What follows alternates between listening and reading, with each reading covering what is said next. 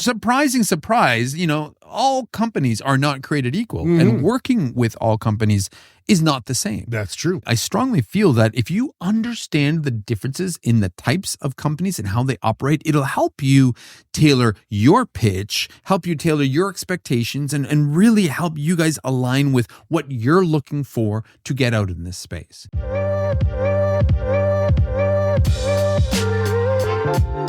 You're listening to the Angry Designer Podcast, where we help frustrated graphic designers crush the industry bull and share what it takes to charge what you're worth and build badass, rewarding careers. A client is a client, right? Wrong. The more you understand about who your clients are, the better you can land new ones and keep them happy. Maybe even score that dream job that you're looking for. We're starting at the basics today. No industry breakdowns, no regional nuances or niches, just the core basic differences between small and large companies, clients, customers, whatever you want to call them. And let me tell you, there are day and night differences between these. Knowing these distinctions between small and large companies totally can be your secret weapon in managing projects, avoiding, pitfalls and scope creep, and building a reputation that keeps clients coming back for more. By the end of this episode, you'll know how to navigate the unique expectations and quirks of each one of these client types. You're going to learn about the strategies that you need to communicate effectively while keeping projects moving, no matter the company size. And we're going to talk a little bit about the myths about small and big clients that could be holding you back. So grab yourself a coffee, settle in, or focus in on that commute, because this episode could change how you approach every client you work with from this point on.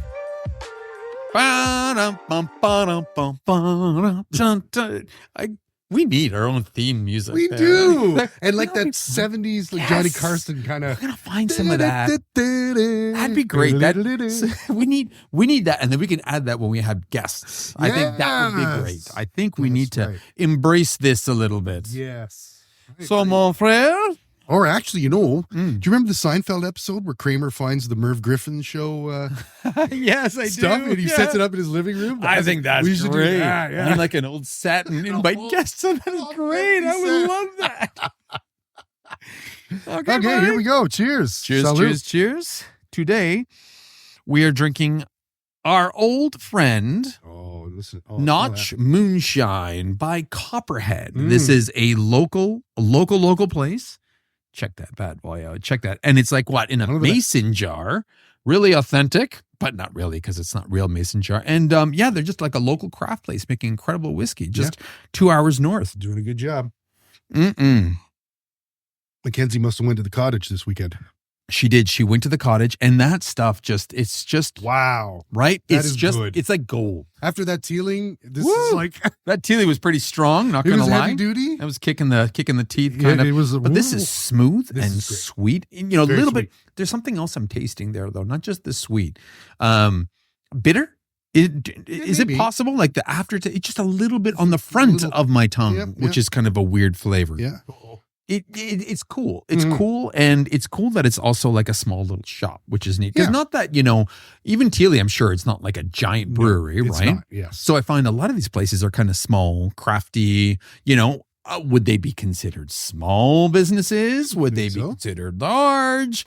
I don't know, but I do think that there's some really nice opportunities, for everybody, whether it's a small craft guy like this or graphic designers working with small companies, which is kind of, why we're drinking this, because today's topic, of course, is the differences between working with large companies versus small companies. Yes. So surprising surprise, all companies are not created equal, and working with all companies is not the same. That's true. So I do feel that if you can understand the differences between them, you can not only probably pick better customers suited to your own personality, how you want to run business, but also, better long-term career, because there are distinct differences big time between the two. Yeah. Cool? Yeah. I think this is going to be fun to talk about. This is good. I got so much information. We broke this down. It's kind of annoying. Let me tell you how much information is. But if you really want to be annoyed before we get into this, we have a newsletter called Anger Management for Designers.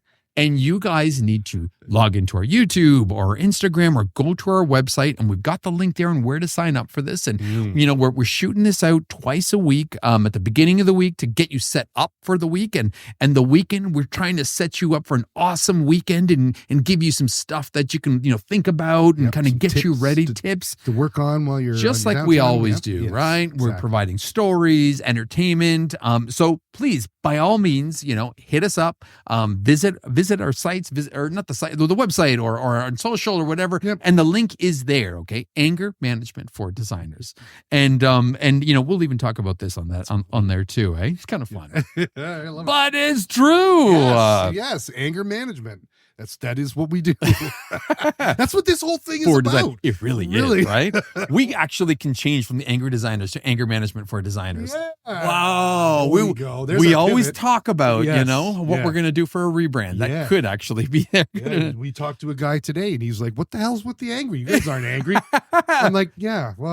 Which is funny because this is our next guest. Or no, our future guest. Future guest. He's something special planned. First guest of 2025. And it's ironic. He's calling us angry. Why are you angry? How ironic, right? I'm just like, really? You are saying that about us? Right. Right. He's the John McEnroe of design, right? All right. Let's get into this before I start getting pissed off, okay? You're going to get pissed off. Oh, yes. Big and small. So there are some core differences right from the top, okay? From the onset that I think, and I kind of broke these down into 4 different parts, all right? Relationship style, scope of work, approval processes, and risk and reward for each of these, okay? So I think these are like the core differences between them all that I think, are legitimate to point out, right? Like, for example, relationship style. If it's a small business, coffee shop, craft brewery like this, somewhere, that's local. Generally, the relationship style is a little bit more personal. Yes. It's a little bit more direct. Yeah. There usually isn't many layers of command between you and the final decision maker. Oftentimes, it's one person that you're kind of dealing with through the entire process. Right. And that's refreshing. It's great. It's built on trust. Yep. It's built on, the rapport, very much the rapport. If they like you, chances are you can get the job done, you'll get that job. Yeah. Where, the relationship style for a big company is very different. Very different. Often professional. Yep. Okay. Whether it's, like you have to kind of button yourself up. You can't just go in, being like, hey, this is who I am. This is what I do. No, it's got to be a little bit more professional.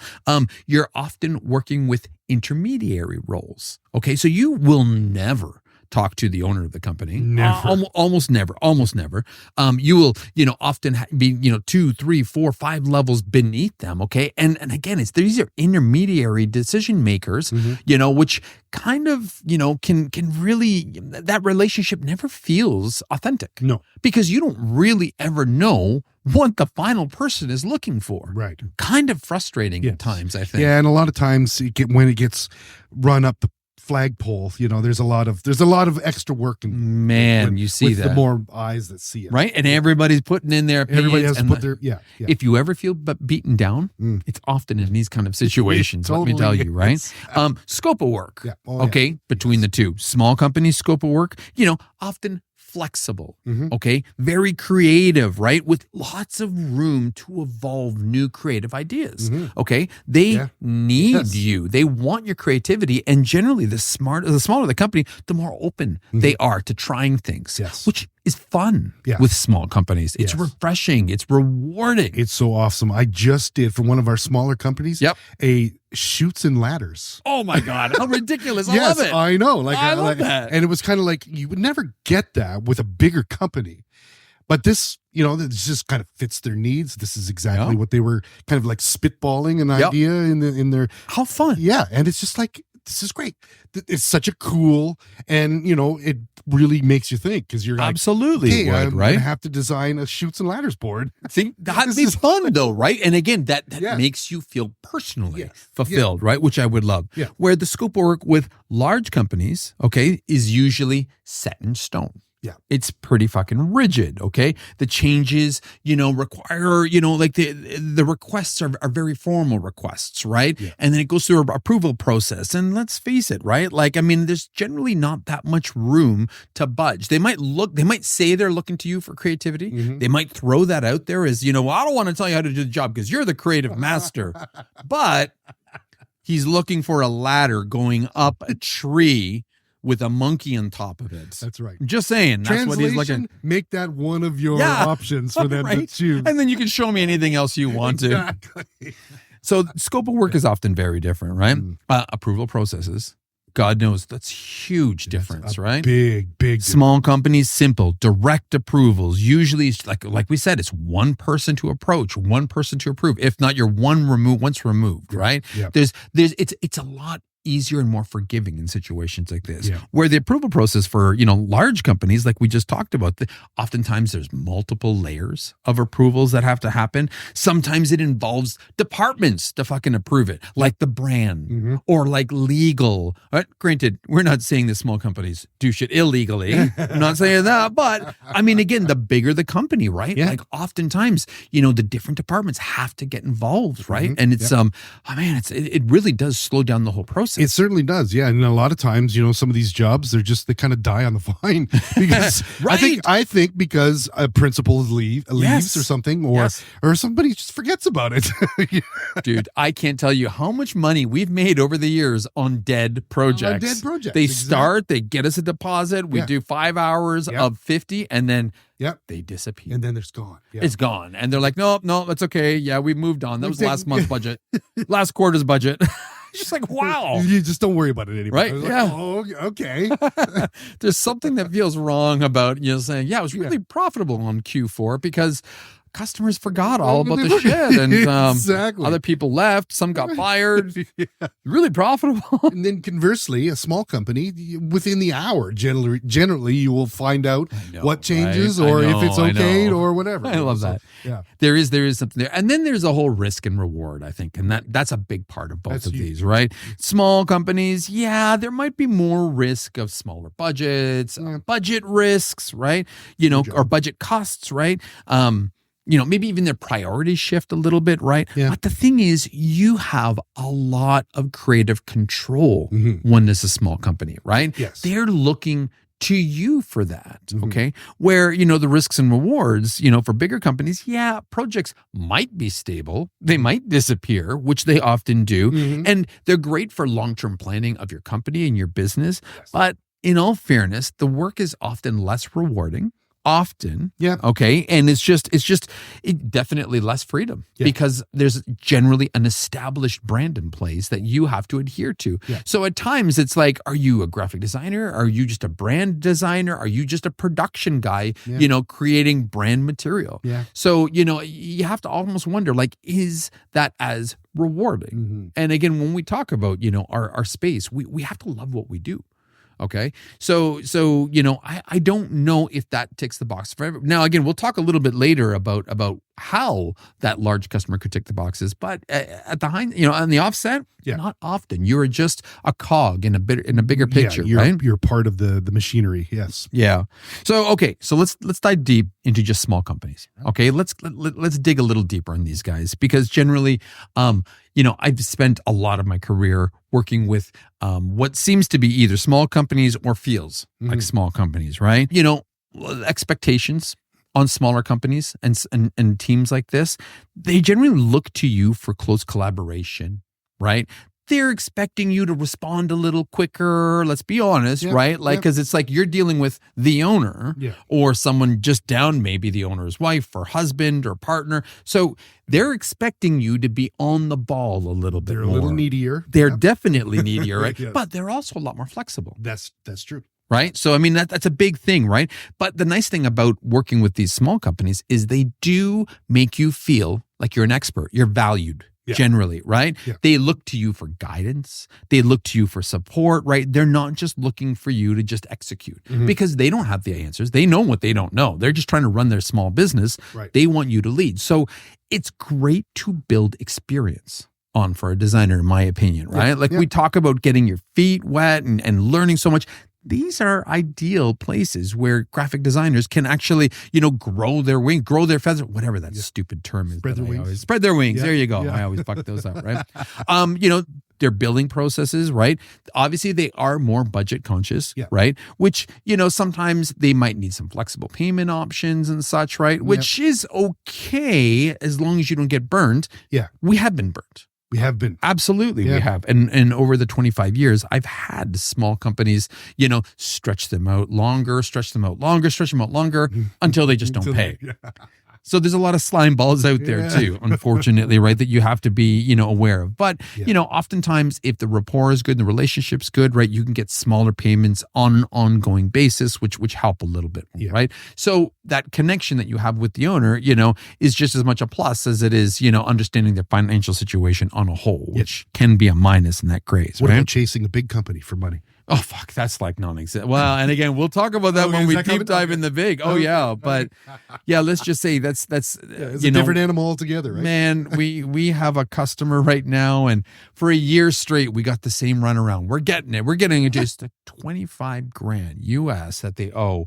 Same thing. We switched our accounting department. We switched it. And it's just all kind of excuses. There was so many excuses. And the problem is the guy that we dealt with at this company loved us. We won't ever work with him again because of this, but he loved us.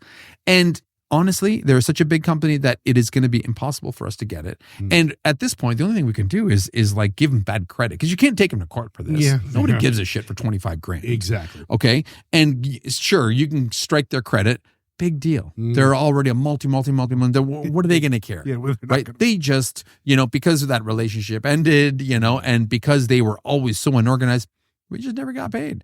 So we got burned on that situation. But that's. But we're talking about small companies. And then I have a little bit of affinity for small companies and teams. The benefits, of course, of small company is you've got greater creative control with fewer restrictions, which again is something that we often lack, or we think we lack, but we're looking for so much. We want those customers that let us experiment, right? And let us kind of take the helm and try new ideas. I mean, that's great when we get that. Yes. Yeah, that's a good feeling. And, and again, another big benefit is those generally turn into long-term beneficial relationships. Yes. Right? Yeah. So there is a huge advantage to dealing with small companies, right? They could be a little bit more demanding, a little bit more needy. They want you for fast responses. I get it, right? But then the trade-off is oftentimes, like scope creep, it might be common in the sense of, that they just don't know the process. But they're letting you drive. Yes. Which is nice. Right. Okay. So as long as you let them know at what point they have to make what decision,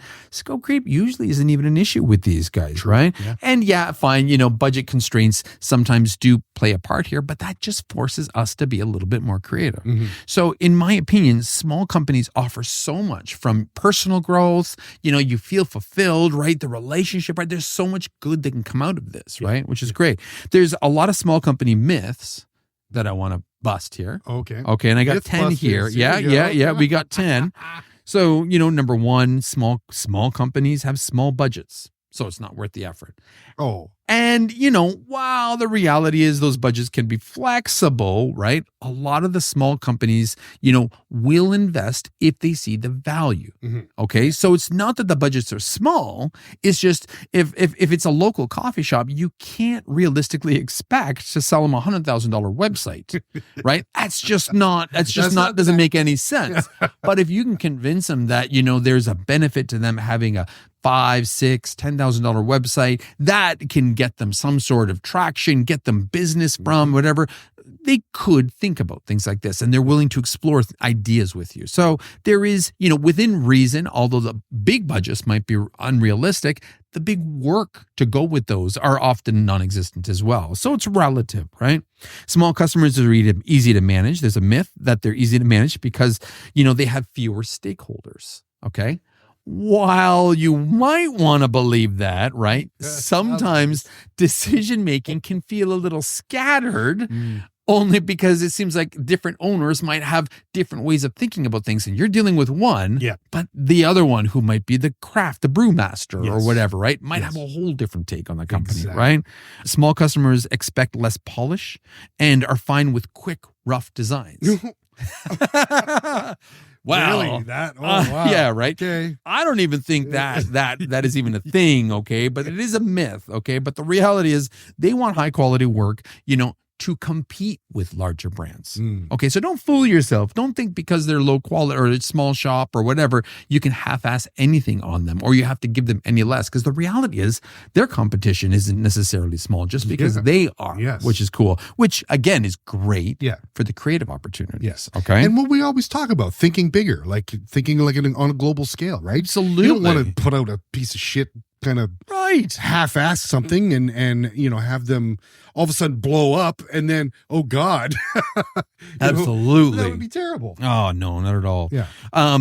Sometimes people think myth is that they're a little bit more laid back, a little bit more casual, but that's not often the case because a lot of these small businesses are often really fast-paced. Fast-paced, yeah. Right? They're fast-paced because, again, the owners are expecting quick turnarounds on things because they're doing 5 people's jobs. That's right. Yeah. Everybody's wearing multiple hats. Yes, exactly. I kind of like that vibe. Yeah. Not everybody likes that kind of vibe, right? Yeah. Myth. If a small business is hard to work with, it's because they don't understand design. That's not necessarily the case, right? Owners often, they become very highly invested in their vision. Yes. Okay. And they take pride in it and they realize the importance of this. So that's not necessary. That's a total bullshit myth. Okay. Total myth, right? Owners often, can get, what is this? A myth that small customers, are better because they're more personable, right? But, the reality is it's often not more personable. It's more unpredictable. Unpredictable, yes. Right? Because again, sometimes they're wanting to talk to you late at night versus the day because they're running around, running their business, this, that. Yeah. So there's definitely a lot of pluses and minuses, right? But the reality is, and this myth makes me cringe, is that small clients are only stepping stones and won't provide portfolio-worthy projects. That's the one that hurts the most, all right? Yeah. Because the reality is small clients often allow you the most flexibility to come up with these ideas. Yeah. Okay. Whether they execute on them is a different story. Yeah. Okay. But they're the ones that they want to see these ideas and they're great portfolio pieces. Yeah. I had a small customer that, and this is when we were early on, and it was, they had a tanning salon. Yep. And it was a chain, right? They had like 6 or 7. So they were actually small business, but they were hopping, right? They were hopping for what they were doing. And they had machinery they had tanning beds and machines that were unlike anything else out there. Okay. And, they looked like they were futuristic. And I mean, their brand was pretty high end and they wanted a risque campaign that would differentiate them from everybody else out there. And I remember it was just like racking your head. What is something? What is something? What is something? And then, we came up with that whole campaign of, worth getting undressed for. And I mean, the shit was like for the town and for, it was an outdoor campaign. It showed obviously a half naked person, both a guy and a girl, depending on which one you saw. And this crazy ass machine that looked like it was a giant futuristic dildo, right? And it was just like, needless to say, we ran one copy to keep me happy, but then they backed out because they did. But we used that as a portfolio piece forever. We used that for so long because it was just fun. But they didn't use it. In the end, they backed. They got too scared. So they told us that they wanted something creative and risky. In the end, they didn't want that. Interesting. So, and that I find happens a lot, right? They think that they're a lot more advantageous, a lot more daring. Yes. Than they actually are, right? Then once they see it, they're oh boy. Yeah, right? And this was just great. It was just, I loved it, right? But think of that. Think of something like that taking a risk as a small business. Exactly. Isn't that what kind of it's about? Like being a little bit more on the riskier side of things? Because you have to, and that's the beauty and the creative side of this. Right. Because you have to think outside the box. You have to think bigger. Yes. What's something that's a little bit more bold, a little bit more edgier to get them noticed. Yeah. Again, if you help these small companies look like every other small company, then yes, you're just going to disappear. Yes. So these are great opportunities for portfolio pieces, which is why it's shocking that people turn away small companies often. Because they're the ones that are in need for it. Yeah, totally. Yeah. Exactly. And now a word from our sponsor. All right, designers, let's cut the bull. How many times have you had a killer website design only to watch it fall apart because of code or developer telling you no? Or maybe you've held back from web design altogether thinking it's just too complicated and too technical or totally out of your wheelhouse. Either way, it's time for a change. Wix Studio is designed for designers, removing the barriers that limits your designs. Whether you're tired of developers watering down your ideas or too intimidated by the technical side of web, Wix Studio puts the creative power back in your hands. No code required. With a drag and drop interface that feels designer intuitive, plus no code animations and even AI powered tools, you can create fully custom websites that match your vision. Every pixel, every detail. And if you're worried about the learning curve, don't be. Wix Studio is designed to feel as intuitive as your favorite design tools. Some designers here even say more so. That means you can jump right in and focus on what you do best, designing badass, brand-aligned websites that'll take your business to the next level. So whether you've had enough of developers holding you back or you're ready to finally step into web design, check out wixstudio.com and take control. That's wixstudio.com. Go and take back web design for graphic designers. Now we're going to deep dive into some big customer stuff. Okay, the same big things, boys. same criteria, right? Mm-hmm. Expectations, billing, benefits, challenges. So expectations, okay? The big companies, okay? They're often expecting a very high level of expertise. Okay, they expect you to bring your A game. Yep. Okay, they want it to be consistent and they want it to adhere to brand standards. So oftentimes, if it's a small company and you just want to send something over in an email, like a concept or you have an idea, you could get away with it depending on what the relationship is.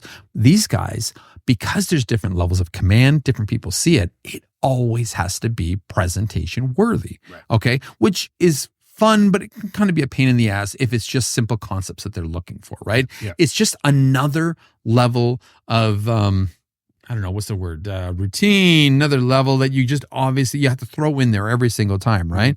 And then again, it's like you'll have to set up more processes, to keep it official. You'll have to, create milestones often. I fucking hate milestones. Mm-hmm. I hate when our customers are like, can you also give us milestones and create a Gantt chart? It's only one ad. What the fuck do you need a Gantt chart for? We'll get you concepts by Friday and next week, like why? But again, it's like, it's between the multiple approvals and the levels of just red tape. It can be a little bit of a pain in the ass depending on the large company that you're dealing with. Yeah, absolutely. It is a longer, a little more drawn out, the steps involved in doing something like this. Yes. Kills me. The billing side, however, sometimes not so bad, right? Yeah. Generally, bigger customers have bigger budgets. Yep. Okay, thank God, because there's a lot more legwork that you have to fucking do. You have to dance a little bit more. Dance, monkey, dance a little bit more in order to. So I appreciate the higher budgets, and that's fine, right? Because don't forget, they do require generally more detailed proposals, right? They generally want, they need to expense, They need to justify this expense. Right. So, with that being said, you sometimes have to go line item by line item, which can be really, really annoying at times. Yeah. And then with that being said, you are at the helm, of their payment terms. Sometimes they want 30 days, sometimes they want 60. Some people want net 90, which is ridiculous. Okay, well, no, and that was how we got screwed with that one customer and for the 2 years it was fine, but those last 3 months they were able to incur like 25 grand worth of right? So we kind of got burned on that one. So so you have to be able to float, okay, going a month or two before receiving that payment. So that is a challenge at times. And I don't know if people actually realize that or not. Getting a big customer isn't always it's cracked up to be. That's right. Yeah. Okay. Yeah. Now the benefits, if you have a big customer, and everything's rocking and you're jiving, right? It's stable, long-term projects, right? Yeah. You start building credibility with them, so they'll throw you more work on an ongoing basis, right? Expand. Yeah. And then that gives you the opportunity to land and expand, right? To work on bigger, more complex projects within these organizations. Yeah. So, again, they could be huge for a small agency. I think that would be a perfect situation where you get in with one team, expand to a second. Man, this is how we grew this company. Yeah. And we did it not just with one, not just with two, but like every one of our large customers, right? The small customers we loved, we had fun with. The large customers, dude, we landed one place and we were like, who else can we help at your company? Who else? And that land and expand, just like fucking octopus tentacles into every corner of that business. And that's the thing. Some of these companies, there is a lot of separate entities within the major, it's absolutely crazy. So you do well with one particular person there. Yep. Boom. They say, hey, you should try over here. And it's funny. Don't fool yourself in thinking because it's a large company, they're going to be organized. No. Dude. Yeah. Oftentimes it's the opposite. So when we did work with BlackBerry. Yeah. Okay. So did we own land and expand there. Okay. We were in so many different departments and this and that. I fucking love that. But we got to the point where we got called to a second department and they had this huge idea that they wanted us to create and this and that and this and that. It was the exact same project that we were already doing for another team. And they didn't even know this. And they're selling it and they're like the benefits. And I'm like, we're doing it over here. And the funny thing is, they wanted it too. Even though it was the identical thing, they wanted it with their spin so they could claim it as their idea. And could we outpace it and do it faster? It was unbelievable. It was just like, you have no fucking idea. Wow. In the end, we did neither. Like we got deposits for both and we started working on both and both those teams basically got smacked for being a bunch of morons. Kind of loved it. So, the challenges, there's a lot of challenges working with big companies and that's often one of them, right? Yeah. Like, don't assume that, they're organized. You're often trying to keep track of all the different requests coming from different people. Yeah. They don't communicate very well internally often. There's sometimes those teams are so big and so inflated that you're getting a revision request over here. And then somebody else is like, well, why'd you make that change? I like it the way it was. and this is when scope creep, or not even scope creep, revision management just goes through the fucking roof on this. It's insane. It's a disaster, right? Yeah. Unfortunately, another challenge is you have limited creativity with bigger companies. Yes. The bigger the company, the more stringent that they're going to be on their brand. Yeah. Right. And you're going to have less flexibility to do the kind of work that you want.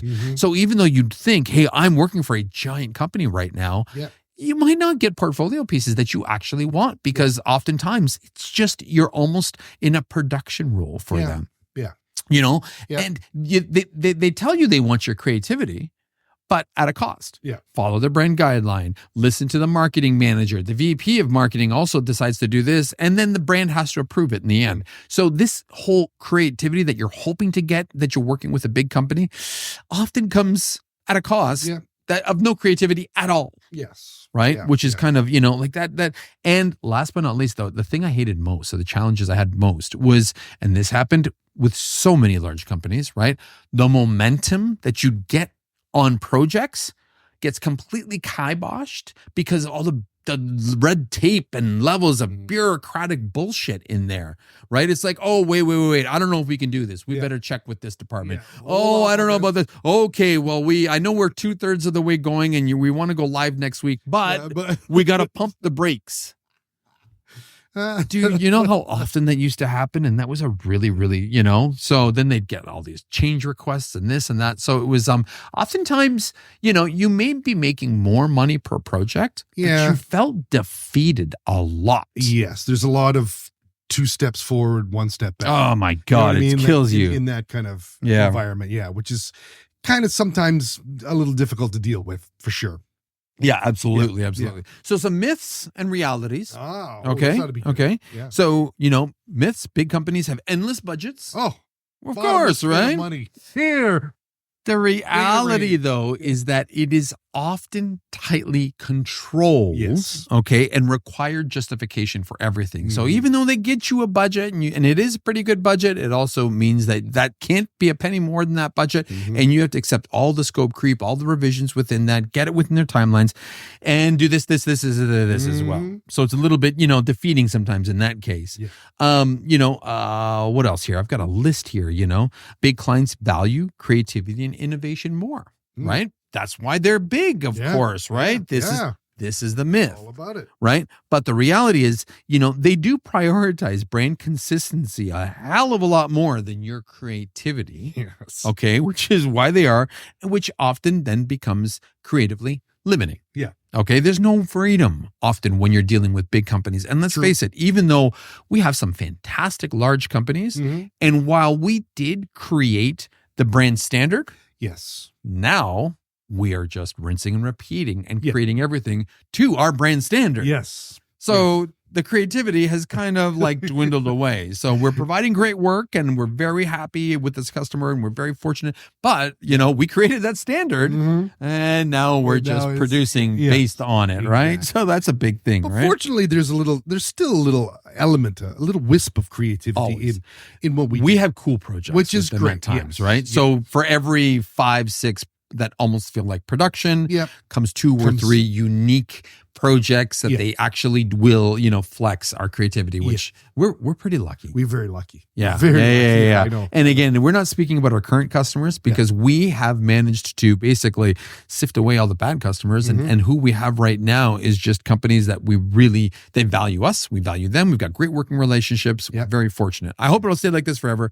Probably won't based on the duration of the industry, but we've got a good couple of years so far and I'm looking for a couple more ahead. So that's good, right? Nice. Another one is, big clients communicate professionally and respect your time. Oh, of course, because they're a big company. Of course, they're going to respect your time. The reality is communication is often indirect. Okay. It's slow responses. And 24 hours a day. Yeah. Okay. You're getting these messages at nights, weekends, and there's often an expectation because somebody fucks up along the chain and you're the vendor who has to deliver on the weekend because somebody else fucked up and gave you a project Friday that they needed done by Monday. Okay. And unfortunately, you don't always have people on your side there, right? True. Because remember, the worst thing, the one reality in this space, and I hate to say this, it's always the agency's fault. Yes. And if somebody has a chance to throw you under the bus to protect their ass, they will. So you make sure you cover your ass. To those tire tracks. Yeah. Big clients always want cutting edge design. Yeah, not necessarily. Yeah, most of the time they're looking for something that's safe. Yes. Okay, they're looking for safe, risk averse. Right. Yeah. Because their brand's at stake. Yeah. And I get that. Yeah. But that often does kind of, lead for a really kind of, boring process, right? Yeah, exactly. But there is the myth that working with big customers guarantees future referrals, right? Right. But the reality is oftentimes you are signing NDAs for everything you've done, everything you've learned, and everything you can share. Right. So oftentimes, even though you're working with a big client, other than their logo, you can't show anything else that you've done with them. Right. So it's kind of that's an unfortunate part of this space, right? Yeah. True. And and you know what? Of course, we already talked about the pay because large customers have lots of money, so they pay promptly. But we know that's not necessarily the case. And, and last but not least, although we speak very highly about land and expand, and we've managed to make it more of an art form. Yes. We're pretty good at it. Yes. Oftentimes it's not that easy because teams work in silos. Okay. And every silo within a company is very closed off. They have their own teams. Okay. And they don't let other people know what's going on. Yes. So, granted, I promote and profess the importance of it. It's not always as easy as we've been fortunate enough to be with, right? Yes. And there's other factors why it's been, relatively, straightforward for us, but that's not necessarily the case for everybody else. That's true. So this is, the big companies versus the small companies. There are 2 other, kind of hybrid options. Okay. There's small teams within big companies this is probably where we've made our bread and butter from. Oh. Okay. We've been working with big companies, but we work with small, tactical teams within. So it feels very much like a small business. Right. Okay. Like, they want people who are agile and they have some corporate structure, right? But we have so much more creative freedom. Okay. Think about every big company that we've dealt with has been like this, right? We're able to kind of execute and push lines because we're dealing with the B2B space. Yeah. And so oftentimes they're very, very protective on their brand when it comes to, client facing material. Right. But when it's other business to business facing material, they're often a little bit more flexible with that, right? Yes. Billing, sometimes unfortunately, we get kind of burned because it still is a big company and we get burned in the sense of, we won't get payment for 30 or 60 days. Yeah. But because it's a small team, we have somebody at direct contact who has access to payment. So that shit actually happens faster than often thinks in this kind of environment, right? Right. Obviously the benefits of small teams within big companies, small tactical teams, is we have direct communication with decision makers. Think about everybody that we've worked with, right? We know who to go to get our shit done and to get answers. Yeah. And even if, things are hitting the roof or the ceiling, right? Like shit hits the fan, we know who to get to, right? To kind of like make our case and be like, listen, we need to get this done or this is never going to happen. Yeah. And we're lucky with that, right? Yes. And, the only downside to this hybrid option is, it is still subject to sometimes corporate red tape. Okay. Yeah. Sometimes they'll still, have a line of approval or they'll have like a check mark or it might have to go to legal because even though it is still for us B2B, it still is a different team. Yeah. Okay. So, but highly beneficial. And I think all of the big companies that we work with, this is the model for us that we've always excelled at. And, it's allowed us to be creative, and it's a great opportunity if you are able to get into this kind of space. Yeah.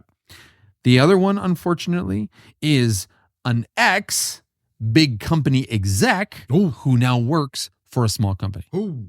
And these people are the devil. You don't want anything to do with these people. Yeah. Well, because they have incredibly high standards. They're expecting the same level that they had at their other business.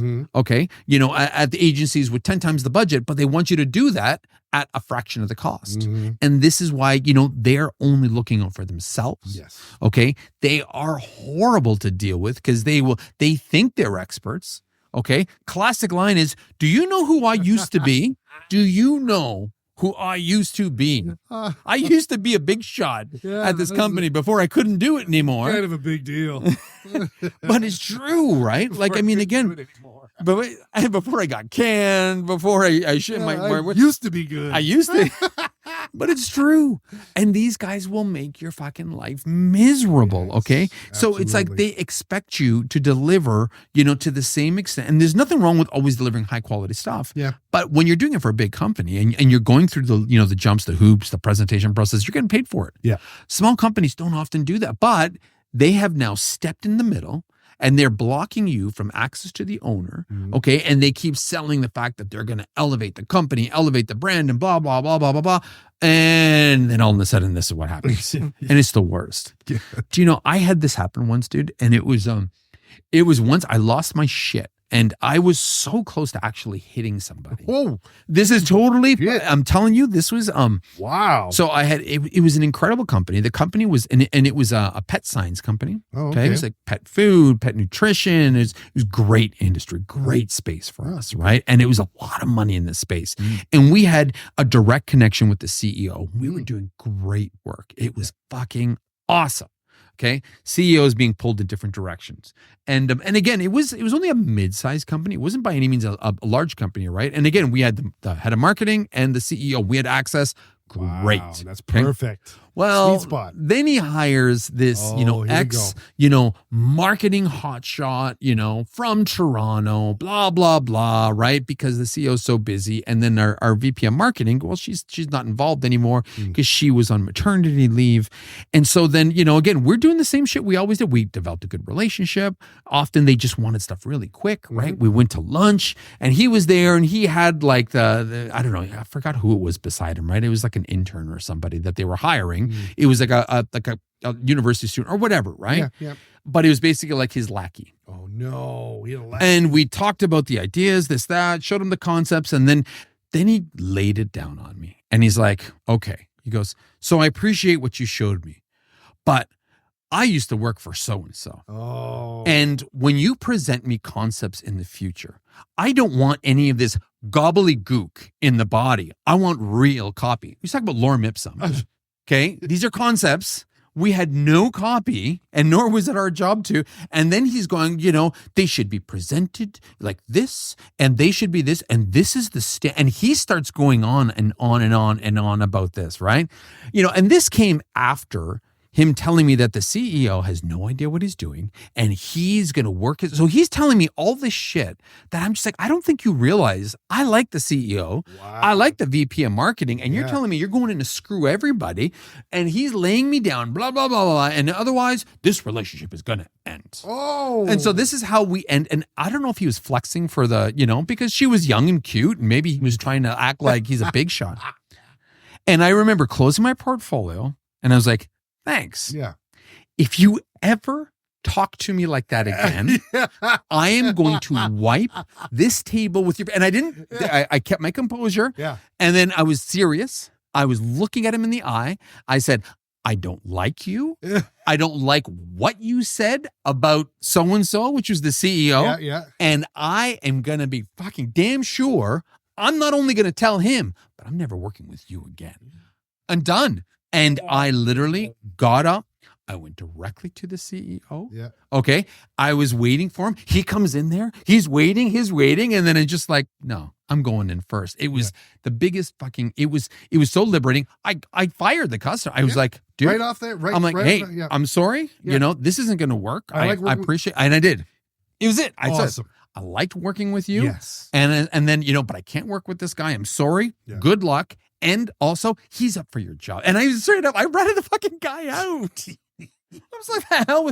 No, I was a little bit more young. I was a little bit more in shape. If I had to do something, I could probably run out of there really fast because the guy was a pretty big guy. But still, I was fucking fired up. Wow. So ever since then, and it's like, and I've run into some of these people before where they think that it's like they used to be this big shot and they want that same expect. So, I mean, you know what? Horrible type of person. That I've never heard that story before. No? You've never told me that before. Well, that one I'm not so proud about because that one I kind of lost my shit a little bit. No, that's fine. Yeah, rightfully so. Like, who comes in to this kind of thing and says shit like that? Oh, dude. But and I didn't care about the fact he was saying you need to level it up. Fine. Yeah. If you're going to raise budgets, fine. I'll do it. Yeah. Right. He never said anything about that, but that's fine. I really, because it's like it was a small business and I was connected to the CEO, we had a good bond. And I heard this guy going on slimy about how he's the new guy doesn't know what he's doing. The old guy doesn't know what he's doing. He's of another generation. Yeah. He's going to take over. He's going to bring this whole new market. And I'm like, you obviously don't know the kind of relationship I have with him. Yeah. So, and if you think I'm going to be a slimy business guy like you got another thing fucking coming. The ego. Oh, it was brutal. So those are the people that you want to avoid. Okay. Get the hell away from them. Yeah. All right. Good move on your part. Well, that probably saved you a shit ton of anxiety. Yeah. Down the road. Absolutely, it would have. I know. I can't believe. Well, again, boy, young and foolish. So, okay, we're gonna finish off. Okay. With whether or not you guys know who you want to deal with or not. I mean, I know the benefits of both, and I appreciate the benefits of both. I just want to say how to actually find each one of these types of businesses. Okay, knowing what you know and what they appreciate, right? Like best practices for finding and approaching a small customer. Okay, if you've made your decision that the small customers are more your vibe, more your thing, and these are the kind of people that you want to go after, right? You want to leverage for small customers, for the small businesses, you want to leverage local networks, right? And I'm talking about local networks, referrals. Okay, we're talking about joining local business associations, community events, using a lot of word of mouth, because again, this is small, local, and it's very personable. And a referral means so much more than an ad, or a flyer, or even like a direct mail piece, unfortunately, right? Yeah. So again, they value referrals and personal connections so much that, again, if you can find a way to actually connect with them, that's a great first step in there, right? And honestly, like, I would consider if I was frequenting a small business, and let's say there's a small, coffee shop I love, and I'm there all the time, right? You start becoming known. This is the easiest way to start talking to people, whether it's bakeries, whether it's, coffee shops, restaurants, right? It's a lot easier, especially if you've got some sort of invested interest in the place itself because you love it, right? Show up on their social radar. Okay. This is something where you actually, show up, find where they're on social, right? Engage on their social media, right? Like, leave comments, right? Repost their stuff and support them on social. Basically, make sure they know who you are, right? Because then it's a good beacon to be like, hey, what do? I like this person. They're constantly promoting us. Let's talk to them. I need something. I need a new logo. I need a new package design. I need something, right? These are really important because, again, you just want to get your name out and you want to get on people's radars, right? So doing stuff like this, an insightful comment, reposting something, it really helps establish the rapport with that customer, with that business that you want, right? Don't be scared. Even if it's not necessarily your thing, it doesn't take much that's often how we start connecting with a lot of the people who follow us and a lot of the people that we have on our guests and such, right? Let alone the customers that we have. So, show up on their social radar. Okay. Nice. And then last but not least, when you do finally talk to them, showcase your range and adaptability because small customers need people who can do a variety of things. Yes. Generally, they're probably not looking for just one person to take care of their social and that's it. And then they're going to find someone else to take care of their packaging and someone else to take care of this work. They can't afford that. They are looking for somebody who can do everything, but, under one paycheck. Yes. Right. And again, it doesn't mean you're going to be doing 40 hours a week, every week for this customer for the same price. Yeah.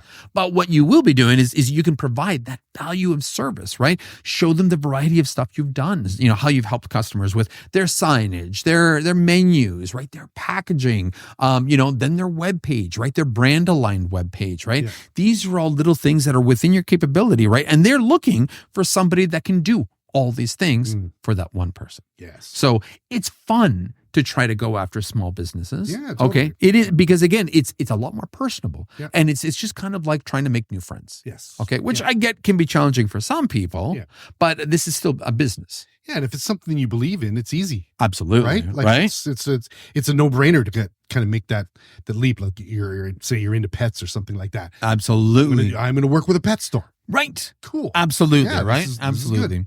Now, in contrast, finding and approaching big clients, very, very different. Yes. Very different. Okay. Longer duration, longer process. Maybe the reward is bigger. It's up to you in the end, right? Like number one, you need to develop some sort of thought leadership and credibility. Okay. They're almost never going to hire somebody without any experience in their space, and just kind of new to the industry because that's not what a larger company needs. They need competent people that they can bring in and execute on what they need, right? Yeah. So you need to start, getting some credibility, okay? Get credibility, get case studies, testimonials, thought leadership pieces on LinkedIn, right? Start developing your name and your knowledge out there. God knows how much of that we did with the IoT space, with the broadband space, when we started. And once we're out there, well, that was a very different story because we could have those conversations, but we had to get out there. Yeah. That was the big thing, right? So you need to publish articles, that they like and use as credibility, right? And then, you start interacting with them on that other level, okay? Number two, you start networking strategically with these companies in industry circles. Oh. Okay? Like you need to go to the industry conferences that they're going to be at. And they don't have to be massive. Yep. There's always smaller conferences everywhere, right? God knows how many small tech conferences we had locally for just small little groups that we wanted to get in touch with, right? Yep. These are the places you gotta start, joining relevant associations, using LinkedIn, because LinkedIn's great for these kind of groups, right? You want to make sure that, you find out where the executives who are making these decisions are, and you want to, target those events where the decision makers are going to be. Okay. So, if there's some, especially if it's relative to a niche of yours, but again, we talked too much about niches. This is not a niche episode. Okay. Forget it. So network strategically in industry circles. Okay. Yeah. This is also a 2B. Okay. There's a 2B to this, right? You really need to also leverage your own LinkedIn connections. Okay. People often neglect asking people in their LinkedIn networks for a referral. If I'm with you and we're hanging, you're my boy on LinkedIn. And even though I didn't talk to you for a year, I see that one connection from you, okay, is somebody I know that I want to get to. Yes. I'd be like, dude, Sean, hey, I hope everything's good. Yeah. Can you introduce me to this guy? Yeah. Right? I've had people ask me of that. I've asked other people of that. You can't be scared to use, because that is what people expect on LinkedIn. That's what it's fucking for. Yeah, exactly. You just have to ask. And that's the thing. That might be hard for some people, but you just have to ask, right? Yeah. So look for people that are one connected away from you, maybe even two. Okay. Is maybe, I wouldn't go any further than that, because then it's really far removed. Yeah. And just ask for a warm introduction. Yeah. That's all it is. Sometimes it might work out for you. Sometimes they might refer somebody else, because again, that introduction is gold. Yeah. Okay. Yeah. So, while you're doing that, make sure it's only to people that actually like you, for the record. And, last but not least, number 3, you want to demonstrate your specialized expertise, and you want to do it consistently. Okay. So again, when you are talking to these companies, you want to make sure you have the same story to these companies. You want to let them know that, listen, these are the abilities we have. This is how we can help larger companies. Right. This is why you need to help us, right? Or how we can help you. Yeah. And you make sure that story is consistent everywhere you go. Because if you start diluting it and changing it every time you talk to somebody in these network circles, they're going to be like, oh, wait, he said he does websites. He told me he did logos. Yeah. I didn't hear about websites. Yeah. Or wait, he's again, photographer? Yeah. What? What? He could do that too. Like, that's cool and everything. But, at a high level, you can always just say that, you help, maintain companies' brands. There you go. Okay. You help execute and maintain brands, brand strategy, brand materials, right? And that's good. It's a good safe blanket across the board. Okay. Yeah. So, that's how I would approach big customers. So there is differences between the two. Yeah. So I think there's differences across the board between these big and small companies. And there's no, every business is business. It's just business. I hate people who say that. I know. It's bullshit. Every business is like a person. Like, they're all unique and different. Exactly. Right? They have their sames, but there's a lot of, it's made up of different people. So right. Yeah. Exactly. Right. You know what? It's like, there might be, they might all provide a service for, money, or, provide a product for money, but they all think and operate and act and feel completely different. And you need to realize that when you're pitching these companies. Yeah. There's no right or wrong. Yeah. I know many people who make, 6 figures just, focusing on small local companies. And they do well. We have an agency a couple doors down. That's all this agency does, is small local companies. Really? Right? That's it. And I mean, there's something to be said about that, because again, it is everything that we talked about today is legit. And if you want creativity, you want flexibility, right? Maybe that is a good fit for you. Okay.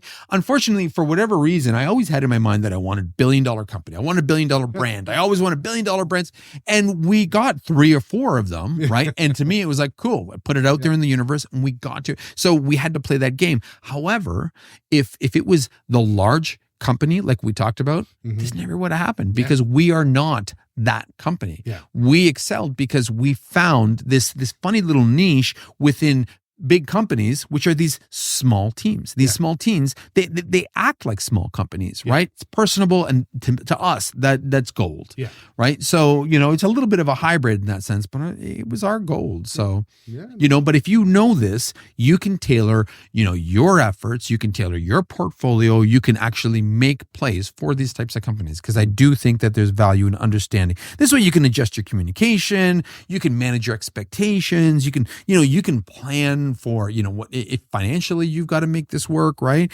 And then honestly, this will help you grow both professionally and, even more importantly, personally. So you will feel more rewarded in the end doing what you love to do. Yes. I think so. Yes. Anyway. And you can do this, and you can get to those customers. Nobody wants to feel like they're just doing a job. No. Right? That sucks. Yeah. We are in such a fucking cool industry. We don't want to feel that way. No. Yeah. No. It's your job is to help people, right? Yeah, right. And to elevate how their brands and this kind of thing. Yeah. Like to use your creative power. Yes. To, elevate their brand and Yeah. create something that doesn't exist and help them get these results. Yes. Nothing felt more satisfying. And this even happened recently to us. We had this horrible, horrible thing that, we get in with these companies, we help grow these companies, and then these companies get acquired. Yeah. And they walk away from it because they're like, well, thanks. You helped us achieve our goal of growing and being acquired. And man, this doesn't happen once. This has probably happened about 15, 16 different times. And we just had it happen this month. And it's just like, we got the email and it's like, oh, we got to talk. And I'm like, oh shit. no. Now what? And he's like, well, we got to cut the budget. I'm like, why? Like, everything's going fucking great. And he's like, well, he goes, a testament to you, it's going too great. And we found a buyer for the company, and we've been acquired. It was a good deal. And, thanks for your, so it's just like, Wow. again. But it's fun. It is fun. Yeah. It's kind of like, raising your kid and sending him out into the world And having the world love that kid. And they become the greatest Right. athlete in the world or something. Yeah. It's a cool thing, but it's also kind of sad. We're You've done your job too well. Oh, you did your geez. job too well. Oh man, that's harsh. So I hope you guys got some stuff out of this, because, again, I strongly feel that if you understand the differences in the types of companies and how they operate, it'll help you tailor your pitch, help you tailor your expectations, and really help you guys align with what you're looking for to get out in this space. So, if you have any more questions, drop us a line. Of course, don't be scared. We're going to hit this up on social. Leave us comments. Let us know what you think. And don't forget to sign up for anger management for designers. All right. Yes. Because I honestly, we want to grow this. It's fun, and we'll keep adding to it. But right now, the stories and the recommendations are legit. Yo. All right. Yes. All right. With that being said, my name is Massimo. My name is Sean. Stay creative. And stay angry. Hey. I feel like I'm losing my mind. Is everybody in the world blind? Please, Lord, give me a sign, a sign. I wanna be the greatest. Everybody on the fake shit. I look around and feel like everybody is the fakest. I make this every day and I'm impatient, hoping one day I blow up from the basement. Statement, the top is so vacant. I don't hear shit that I think is amazing. Waiting for my day when I'm playing sold out shows for 1,000 faces. Hey, give me that crown, get in my way and to be put down. It ain't your place, all this my town. If I want that shit, then I'll get it right now. I'm losing it, the noose it fits, I'm losing shit. A stupid myth, you choose to live or choose to dip. You choose to fight or lose your grip and lose a gift. I feel like I'm losing my mind. Is everybody in the world blind? Please, Lord, give me a sign, a sign.